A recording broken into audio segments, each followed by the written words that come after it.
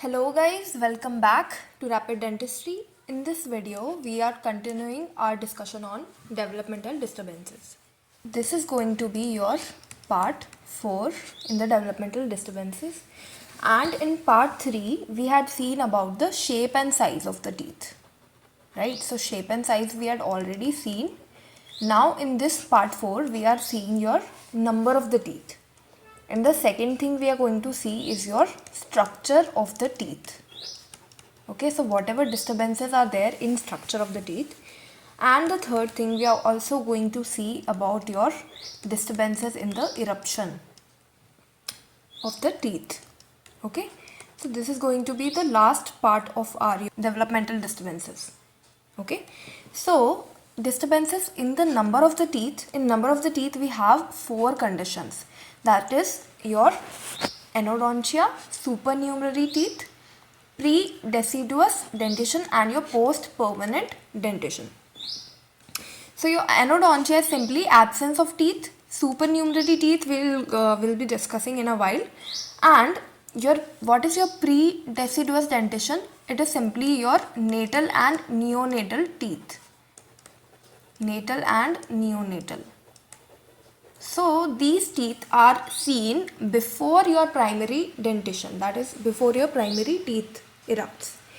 Okay, and we are going to see this also in detail in the eruption of the teeth section. Okay, now the fourth condition is your post-permanent dentition. So this is a rare thing which some teeth, some supernumerary teeth, they erupt after your permanent teeth fall off. After that, some supernumerary teeth erupts due to the overactivity of your dental lamina, and that is your post-permanent dentition. That is, it is after your permanent or the secondary dentition, sheds off. Okay. So the first condition, that is your anodontia. What is anodontia? I told you. Anodontia is your absence of teeth. That is, the teeth have not been developed at all in your intrauterine life. So the teeth is absent here. Alright. Now the anodontia can be true or pseudo anodontia. So what is true anodontia? True anodontia is like when the teeth are actually absent. Even in the radiograph, even in the OPG, the teeth are not present in the bone also. Okay. But while in your pseudo anodontia, the teeth are not present clinically, but see in this OPG you can appreciate that the teeth are present. They are just not erupting. Okay, so they are somehow embedded in the bone and they are not erupting. So that is your pseudo anodontia. Okay. And now the true anodontia can again be your total and partial types. Okay. So what is a total type? Total type meaning most of the teeth or all of the teeth are absent. Okay. They are missing and they haven't been formed. So that is a condition seen in your hereditary ectodermal dysplasia. So this is a condition in which you have problem with ectoderm formation. So all the structures which are formed from your ectoderm are affected in this condition. Okay, for example, the hair you see of this kid. So see that the hair are sparse here and all of the teeth are missing in this arch. So that is your true and total anodontia, that no teeth is present in the oral cavity. Now you also have your partial anodontia, and partial can be hypo and oligo. So what is your hypodontia? Hypodontia is simply your less than 6. So whenever the number of the teeth present in your mouth is less than or equal to 6, that is known as your hypodontia. And when more than 6 teeth are present in your mouth, that is your oligodontia. Okay, so more is your oligodontia. Okay, and your hypodontia, it is associated with the mutation of the gene known as your PAX9 gene. So this PAX9 gene undergoes mutation and leads to a condition called hypodontia. That is your partial anodontia. Okay, where less than 6 teeth are present in your mouth. So next we are moving to your supernumerary teeth. So what are supernumerary teeth? So these are basically additional teeth. These are extra teeth present in your mouth other than your 32 normally present teeth. Alright, okay, and the most common supernumerary tooth is your mesiodens. So mesiodens is a tooth which is present in the interior side of the mouth. Okay, for example, this you can see that in between of your central incisors, what you can see is your mesiodens, which is a supernumerary teeth. It's an extra tooth, right? And this is somewhat conical in shape. Okay, now we have certain conditions in which the chances of finding supernumerary teeth increases very much. So these conditions are your cleidocranial dysplasia, Gardner syndrome, and the cleft lip and palate. So simply your cleidocranial dysplasia is a condition in which clavicle is not formed, and there are many other bones affected as well here. Okay, and we have Gardner syndrome and your cleft lip and palate condition. So in these conditions you can see your supernumerary teeth, they are like often present. Okay, now the classification of supernumerary teeth. So we have mainly 4 types of supernumerary teeth. The first one is your conical type, second is your tuberculate, third is your supplemental type, and fourth is your odontome. So what is conical? So this is simply the shape of the tooth. Your supernumerary tooth is conical in shape here, right? And in tuberculate, the teeth shape is like a rectangle here. Okay, like a normal shape of the teeth. Okay, so that is your tuberculate. And you have supplemental type. So what is supplemental? In this, the supernumerary teeth is exactly same in size and shape as the adjacent tooth. So it is very much same in size and shape and in function as well. Okay, so that is your supplemental type.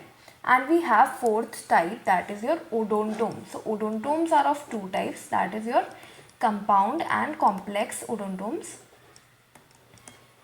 So odontome is nothing but it resembles your tooth. So there are, you see certain calcified structures here which resembles your tooth, but they are very like small in size, and they are multiple in numbers. So these are all your supernumerary teeth. So odontomes are also supernumerary teeth. So this one in your image you can see this is your compound odontome, and in complex you cannot even make out that this is tooth. It is like cluster of calcified structures present in an area which you cannot even say that this is a tooth. Alright. Okay, so the next thing we are seeing is your disturbances in the structure of the teeth. Okay, so we have mainly 5 types of disturbances here. We have Amelogenesis Imperfecta, environmental enamel hypoplasia. So this Amelogenesis Imperfecta is your hereditary enamel hypoplasia. Okay, so this is also a type of enamel hypoplasia only, but this is a hereditary type. Okay, so hereditary enamel hypoplasia, and the second is your environmental. Okay, the third condition is your Dentinogenesis Imperfecta. Okay, here in there is defective enamel formation, here there is defective dentine formation. Okay, and we have again a condition known as Dentin Dysplasia. Okay, so we need to differentiate both of these terms, that what is the difference between your Dentinogenesis Imperfecta and your Dentin Dysplasia. And then the fifth condition is your regional odontodysplasia, also known as your ghost teeth. Okay, that is your regional odontodysplasia. So let's see all of these one by one. So first one is your Amelogenesis Imperfecta, also known as your hereditary enamel dysplasia. So your enamel hypoplasia right? What is enamel hypoplasia in the first place? It is your defect in the enamel matrix formation.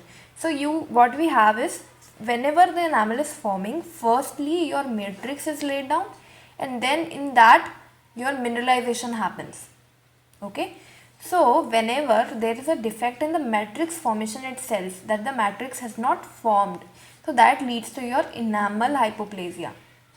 Okay, so the enamel layer is defective, that is your enamel hypoplasia.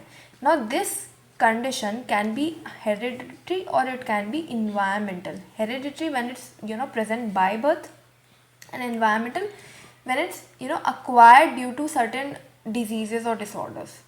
So that is your environmental.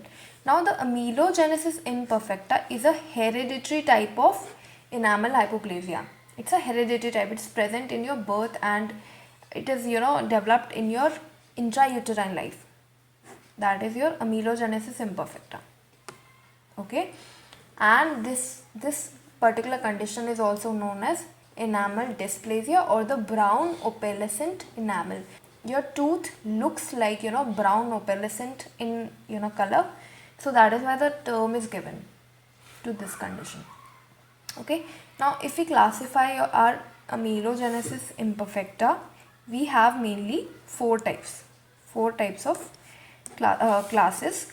The first type is your hypoplastic, second is your hypomaturation, third is hypocalcification, and the fourth one is your hypomaturation, hypoplastic with your taurodontism. Okay, so the type 1, that is your hypoplastic, that is your hypoplasia. So I've told you what is hypoplasia. Hypoplasia simply means your enamel matrix is not formed. So firstly your enamel matrix needs to form, and after that only the mineralization would happen. But since the matrix is only not formed in hypoplasia, so the mineralization is also defective in a way. Okay, so that is your type 1. In hypomaturation, what happens is so you can see the image also. In hypoplastic, what is seen is your yellowish colored dentine. Yeah, so dentine is present underneath, and since the enamel is not formed properly, the yellowish coloration of the dentine is visible here. Okay, in type 1. And in type 2, that is your hypomaturation type. What you see is your altered enamel rod and your rod sheath, and your mineralization is also defective here. In both of these, type 2 and type 3, there is defective mineralization. So the problem is with mineralization. So the matrix is formed, but the mineralization is not taking place. So what happens is, firstly when the enamel is forming, your matrix is laid down, and while the matrix is laying down, your 30% of the mineralization takes place. And then after your initial matrix formation and 30% mineralization, the rest of the 70% mineralization takes on later on. So it occurs later on, your 70% mineralization. So in type 2, that is your hypomaturation, what is not occurring is your 30% of the mineralization that occurs along with your matrix formation at the same time of the matrix formation. So that is your hypomaturation. But in hypocalcification, what happens is your defect in your matrix and mineral deposition. So the rest of the 70% which is supposed to be laid down later on, it is defective in your, that doesn't occur in your hypocalcification. These are your three types. Okay, and we also have type 4, that is your condition which is combining these three things, your hypomaturation, hypoplastic, and your taurodontism, that is what we studied about, bull teeth. The shape of the teeth is also affected in this type 4. So that is your classification. Now there is a subtype of hypomaturation, that is your type 2. Subtype of type 2, we have a very important term that is known as your snow-capped teeth. So that is, see in this image, as you can see that these teeth, what they have is, they have somewhat white color dots here, dots present on these teeth. They look like snow-capped teeth. They look like the teeth has, snowdrops on the top of it. So that is your snow cap teeth. It looks somewhat like this, and this could be a potential picture based question, right? So that is your subtype of what could be asked is what is the snow capped is teeth are subtype of. So these are subtype of your type 2 type of Amelogenesis imperfecta, that is your hypomaturation type. Okay, and how does your hypocalcification looks like? Somewhat like this. These are like totally yellow colored teeth and the mineral has not deposited at all, and your dentine is yellow color of dentine is visible from the enamel, because the enamel mineralization doesn't occur. Okay, so now this Amelogenesis imperfecta, this condition basically occurs due to your mutation in certain genes. So these are the genes which undergo mutation to cause this condition known as your AI, Amelogenesis imperfecta. Okay, so the genes are your Amelex, that is your Amelex, and Enam. So both of these genes are responsible for your matrix formation. So we heard that in enamel hypoplasia what is not happening is your enamel matrix formation. And now what happens is firstly your matrix formation occurs, then there is removal of this matrix. So the matrix is removed, and then your later on calcification happens, that is your mineralization happens. This matrix has to be removed also. So now these genes known as your MMP20 and KLK4, these are proteolytic. That is, they help in the removal of this matrix so that mineralization happens. But since these genes are mutated, they get mutated in this condition, Amelogenesis imperfecta, your matrix is not being able to get removed and your mineralization doesn't occur properly. Okay, and then the third gene is your SLC24A4. Okay, now this gene is particularly responsible for transporting calcium to the site. So you need to, for mineralization, you need to have calcium, and for calcium to get transported to your site, you need this gene SLC24A4. Okay, so these genes are very important, and these genes are responsible for your Amelogenesis imperfecta. Now this Amelogenesis imperfecta is also associated with your syndrome known as your trichodento-osseous syndrome. So so what is this syndrome is your tricho, meaning that you have kinky hair present in this syndrome. So the hair is involved, you have dental, that is your teeth are involved. What you have is your Amelogenesis imperfecta in the teeth, and you have certain bones involved in your body. So this is about this syndrome, trichodento-osseous syndrome, and you have differential diagnosis of your dental fluorosis. So dental fluorosis looks somewhat like this, the brown colored band is present right here. So this you have to differentiate this fluorosis from your Amelogenesis imperfecta, right? Because Amelogenesis imperfecta also teeth are somewhat brown opalescent, and in fluorosis also you see certain things like this only. But how do you differentiate is that in your Amelogenesis imperfecta, what is happening is your enamel is defective. So what happens is the tooth is more prone for your caries, and the tooth is attrited.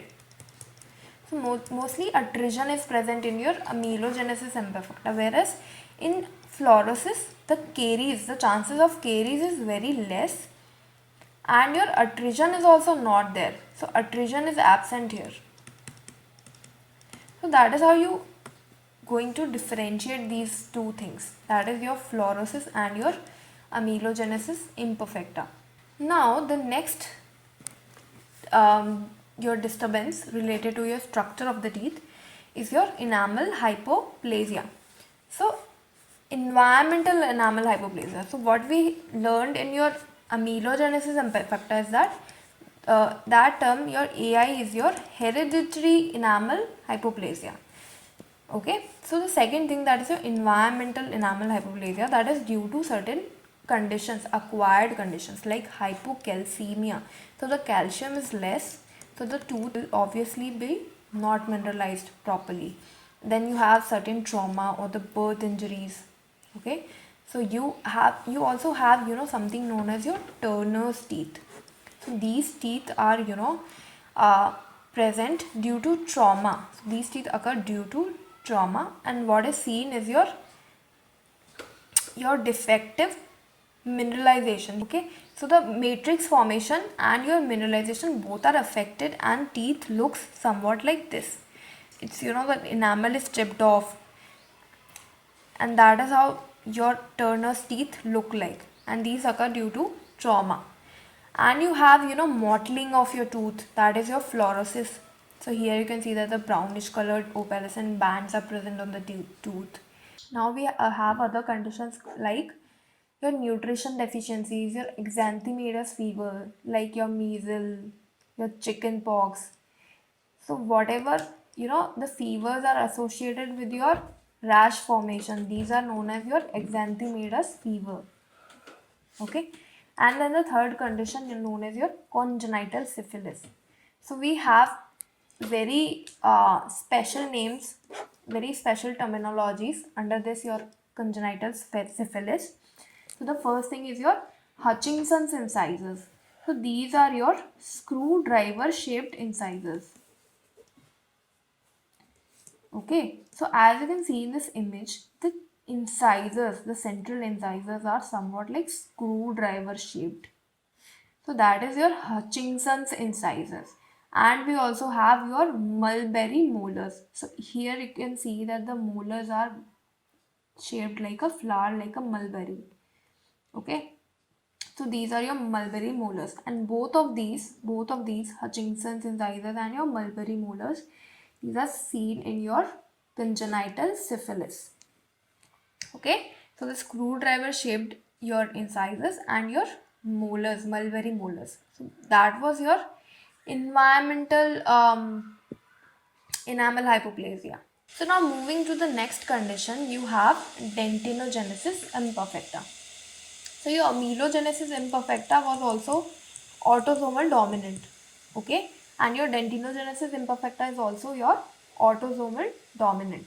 So it is also inherited by your autosomal dominant pattern, and it affects your primary and secondary both the teeth.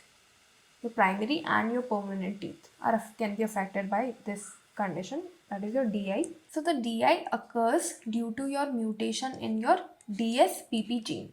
So this particular gene is responsible for your dentine silophosphoprotein formation. So you have certain proteins which has to be formed in your dentine. Okay, now these proteins will not be formed if this particular gene is mutated or affected. So this gene, that is your DSPP gene, that is present on your chromosome number 4, is it's responsible for your condition, that is your dentinogenesis imperfecta. Okay, there is a classification given by Shield. Okay, so Shield classified your DI into 3 types, that is your type 1, 2 and 3. So the type 1 is very important. The type 1 is your dentinogenesis imperfecta, which is associated with your osteogenesis imperfecta. Okay, so this particular thing is it's asked in the question that which DI type is associated with your OI. And your osteogenesis imperfecta, if it is caused by your mutation of the COL gene, COL1 and COL2 genes. Okay, so that is your osteogenesis imperfecta, in which the bone formation is defective. In dentinogenesis imperfecta, you have defective dentine formation. The first type is involving both of these conditions. These are very different conditions, but these are, combined in type 1 of the Shields classification. And you have type 2, which is, hereditary opalescent dentine. Okay, also known as your Capdepont teeth. So you see that, how these opalescent dentine is, seen, the color you will see, that's very blue gray colored.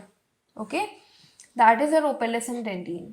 So as you can see in this image, you can see that the dentine, see the tooth is somewhat blue gray colored. So these teeth are known as your Capdepont teeth or the opalescent teeth. And you have type 3 Shield classification, that is your Brandywine isolate. Okay, so we are going to see this in detail. Now this was the Shield classification. We also have something known as your revised classification. So your revised classification is basically your DI type 1 and DI type 2.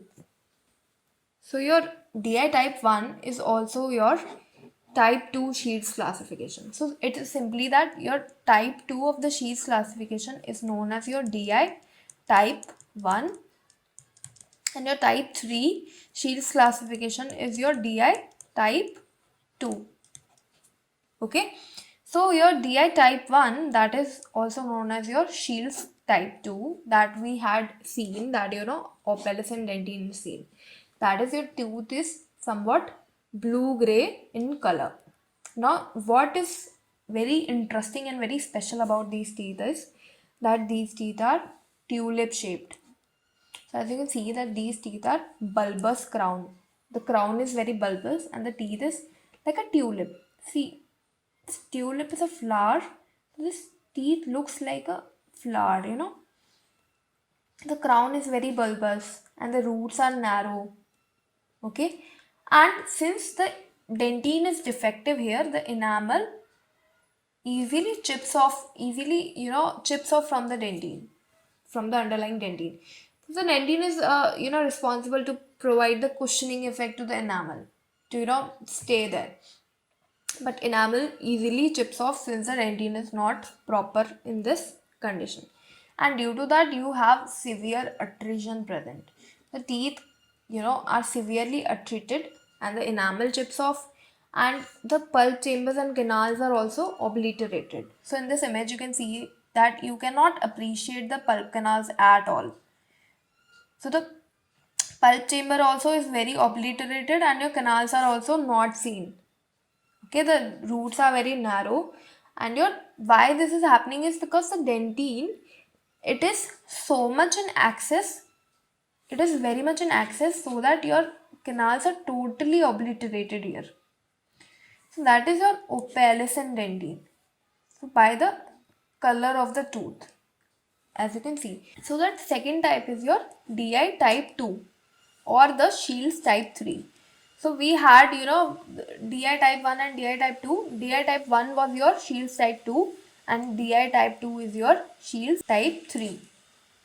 Okay, and this is also known as your Brandywine type. So why is it called Brandywine? Because this particular Dentinogenesis Imperfecta was found in your Brandywine isolate in your Maryland. So there is a place associated with your Dentinogenesis Imperfecta, and that it is named after that place known as Brandywine type.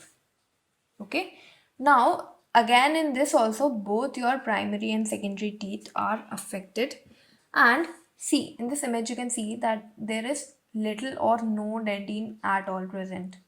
It's very thin. Okay, and most of the tooth you can see is only you can see the large pulp chambers. Dentine and the enamel are very less.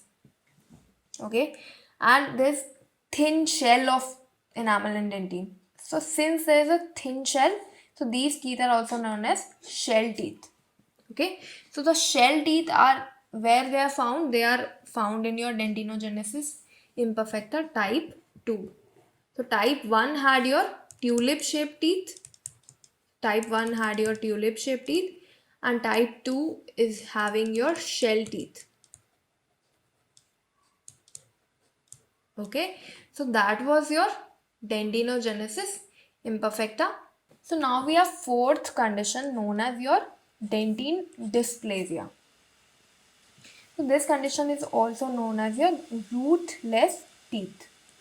Simply because these teeth do not have roots at all. So the only thing is visible is your crown. So as you can see in this OPG that only the crowns are visible, very small or no root at all is present. Okay, and this condition is also your autosomal dominant hereditary pattern.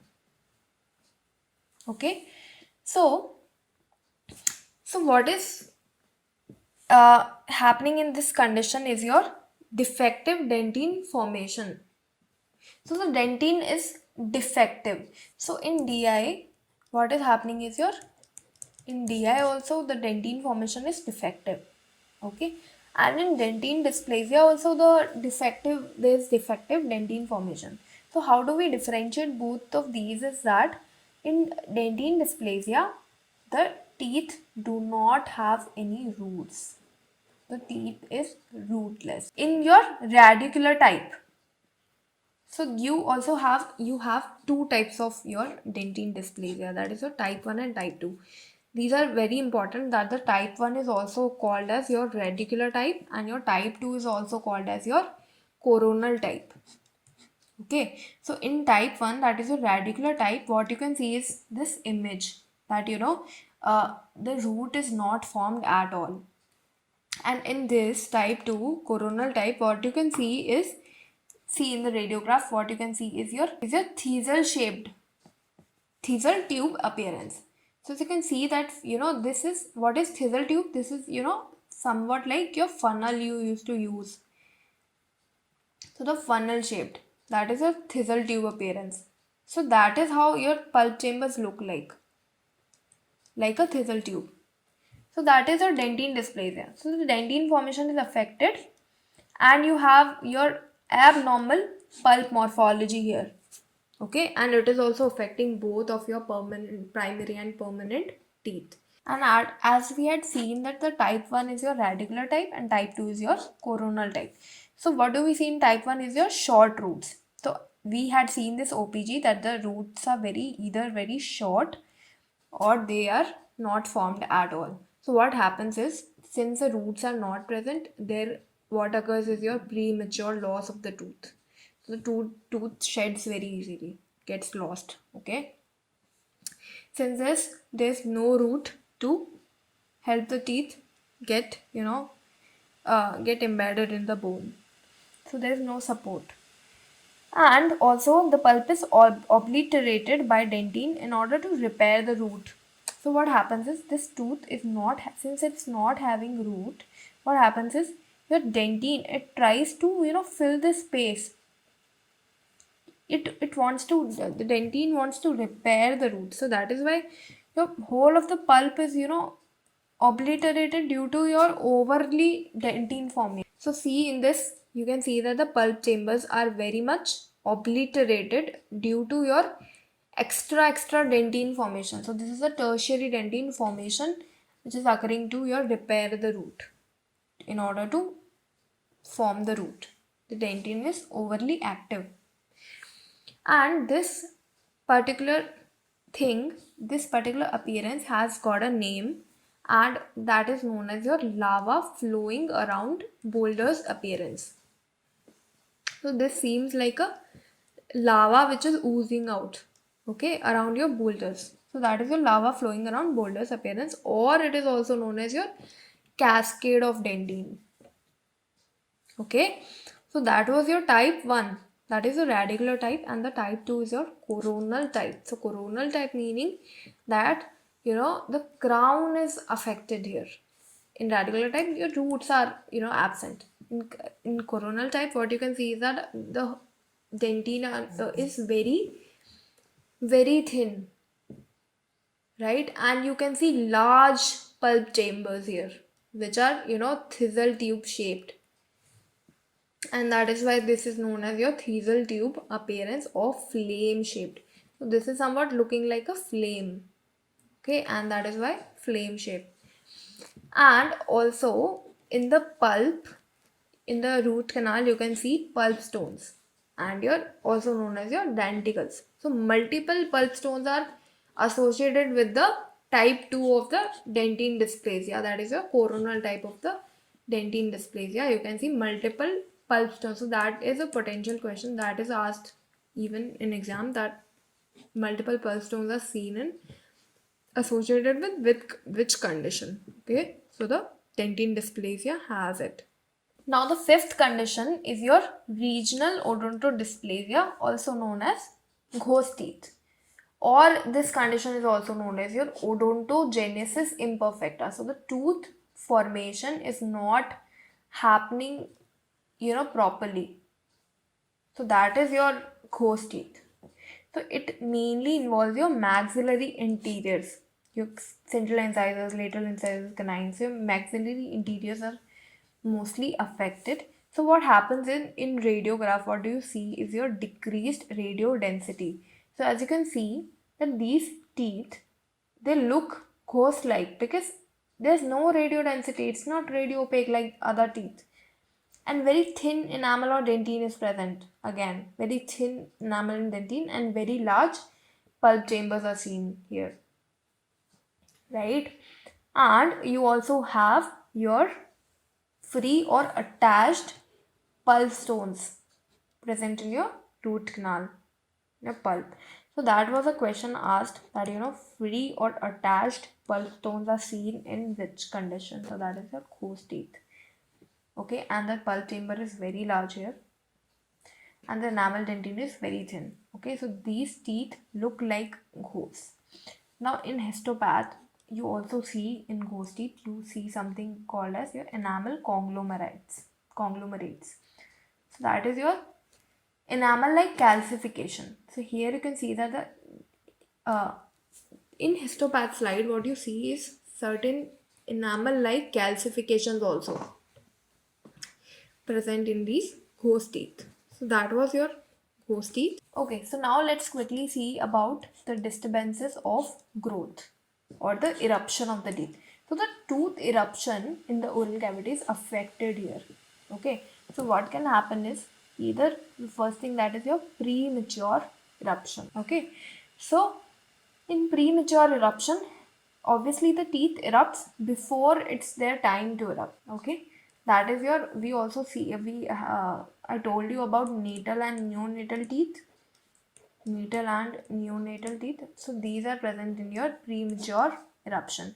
Then secondly, we have eruption sequestrum, which is simply calcified structure, some calcified structures which is present above your erupting molar. So we'll see this in detail. And the third thing is a delayed eruption, that the teeth is not erupting, it's taking more time. Then the fourth thing is your multiple unerupted teeth, that multiple teeth are unerupted. What could be the reason for it? And the fifth thing is your impacted teeth. So impaction, that the your adjacent teeth is hindering its normal eruption pattern. Okay, so that is your impacted teeth. And then the sixth one is your ankylosed deciduous teeth. So this is simply your ankylosis, that is your tooth is fused with the bone. So that since the primary teeth is fused with the bone, as you can see in this image, this tooth right here is your primary tooth, and it is, since it is fused with the bone, it cannot shed on its own. Okay, and since it cannot shed, the permanent teeth cannot erupt due to that. That is a condition, that is ankylosis, it is fused with the bone. The first thing is your premature eruption. So I told you that under premature eruption you have natal and neonatal teeth. So natal teeth are simply which are present at the birth.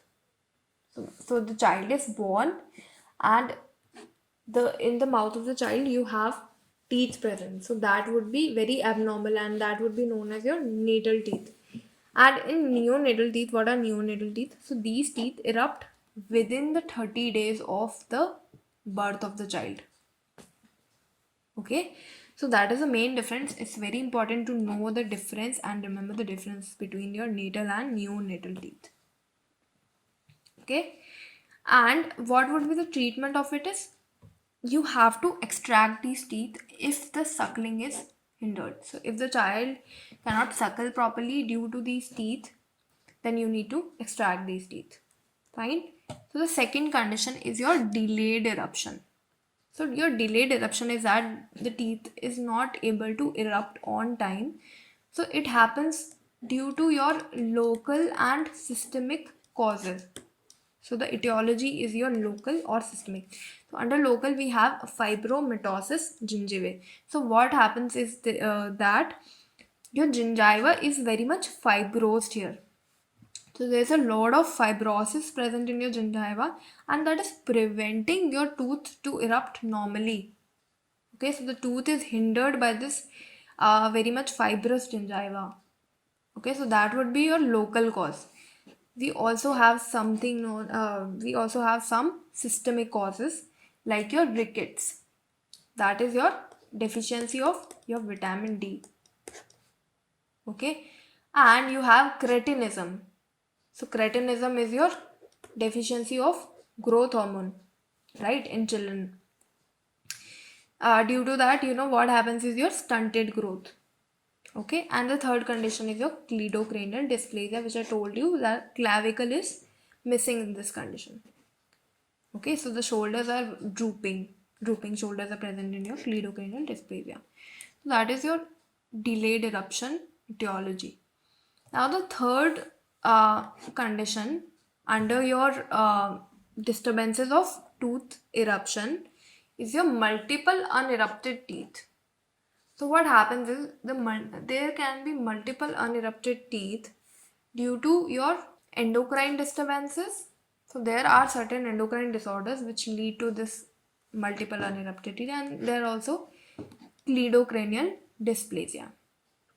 Now this can also be true or pseudo anodontia. So I discussed in the anodontia part itself that in true anodontia the teeth are actually not present, and in pseudo anodontia what happens is teeth are present and they are embedded in the bone. They are not erupting. Okay, they are uninterrupted but they are still present in the bone. Now the last thing is your eruption sequestrum. So what is eruption sequestrum? I told you that there is a calcified structure, a calcified tissue which is overlying your erupting permanent molars.